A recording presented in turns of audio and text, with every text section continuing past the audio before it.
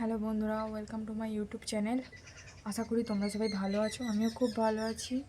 তো আমি ঘুম থেকে উঠলাম, এখন বাজে 8টা 10। তো এখন থেকে আমি আমার ব্লগটা শুরু করছি। তো আমার কালকে থেকে একটু ঠান্ডা লেগেছে হালকা, তো সেই জন্য শরীরটা একটু ভালো নেই, দেরি করে আমি উঠেছি। তো এখন আমি ব্রাশ করিনি, খাইও নি। তো তোমাদের সাথে আজকে সারাদিন আমি কী করছি তোমাদের সাথে আমি শেয়ার করবো। লাস্ট পর্যন্ত দেখতে থাকো আমার চ্যানেলটাকে। প্লিজ প্লিজ প্লিজ সাবস্ক্রাইব করো আমার চ্যানেলটাকে, আর লাইক করো, কমেন্ট করো, আর কে কীরকম ভিডিও চাও আমাকে প্লিজ কমেন্ট করে জানাও। টাটা, লাস্ট পর্যন্ত দেখতে থাকো।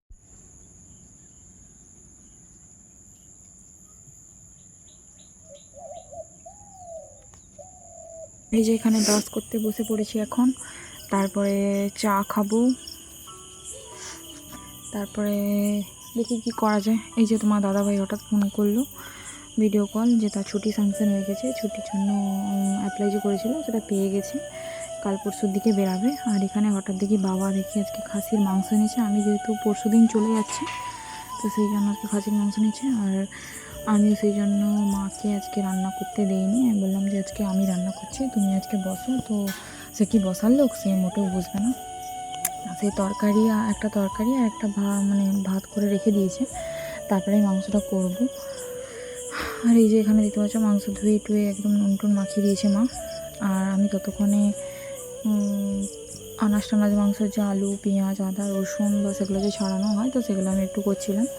তো মিক্সিতে পেঁয়াজ টেঁয়াজগুলোকে মিক্সিতে একদম পিষে নেব, একসাথেই সব পিষে আমি একসাথেই বসাই। আর গোটা রসুন আমি দিয়ে দিই প্রেসার কুকারে।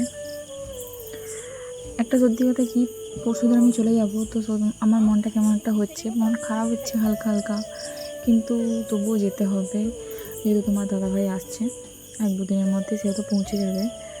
তো যাই হোক, যেতে তো হবে। আর এখানে যতটা আমি ভালো থাকি বা তোমার দাদাভাইকে ছেড়ে আমি থেকে যাই, কোনো অসুবিধা হয় না। 1 মাস 1.5 মাস 2 মাস 1 বছরে যদি কোনো মেয়েকে বলে যে স্বামীকে ছেড়ে বাপের বাড়িতে থাকো, তো সে থেকে যাবে। 1-2 মাস থেকে যাবে, কোনো অসুবিধাই হবে না তার। 1 বছরও থেকে যাবে অনেকে, কিন্তু শ্বশুরবাড়িতে স্বামীকে ছাড়া 1 সপ্তাহও থাকা যায় না। যারা থাকে তারাই বোঝে যে 1 সপ্তাহ যেন মনে হয় যেন 100 বছরের বরাবর, যে কবে কাটবে সময়গুলো, এরকম মনে হয়।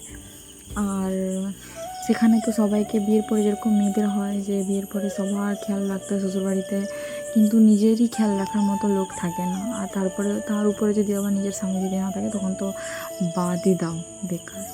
তখন তুমি সবাইকে খেতে দেবে, খাওয়ার হবে, তোমাকেই সব কিছু করতে হবে, A to Z তোমাকেই করতে হবে।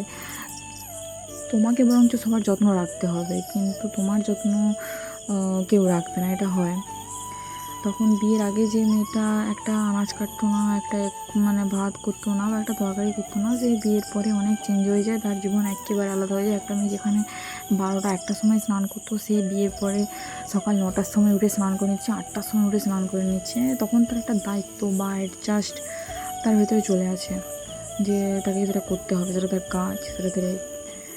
কিন্তু কোথাও না কোথাও নিজেকে হারিয়ে ফেলা যায়। আর সেটা তখনই নিজেকে আবার ফিরে পাওয়া যায় যখন বাবার বাড়িতে আসি, আনন্দ, তখন মা তখন সারাক্ষণ খাবার নিয়ে ঘুরছে পিছনে পিছনে, এই খাবি আয় খাবি আয়, তখন খুব ভাল লাগে। ওই যে যত্নটা যেটা বিয়ের পরে পাই না, ওইটা যখন বিয়ের পরে যখন বাবার বাড়িতে আসি, তখন ওই যত্নটা পেলে খুব ভালো লাগে। তখন মনে হয় যেন আমি সেই আবার 12-13 বছরের বাচ্চা মেয়ে বা 10 বছরের একটা বাচ্চা মেয়ে, কিন্তু আবার সেই যখন যাব সেই একই, তখন নিজেকেই সব কিছু করতে হবে, তখন নিজের কেউ যত্ন নেবে না, না খেলেও খাচ্ছি, কেউ খাওয়ার দেওয়ার মতো লোক নেই বা কেউ খেতে দেবে না। নিজের মানুষ থাকলে তবুও হয়তো হয়, কিন্তু যেখানে নিজের মানুষ থাকে না, সেখানে আর কাউকে ভরসা করাও চলে না।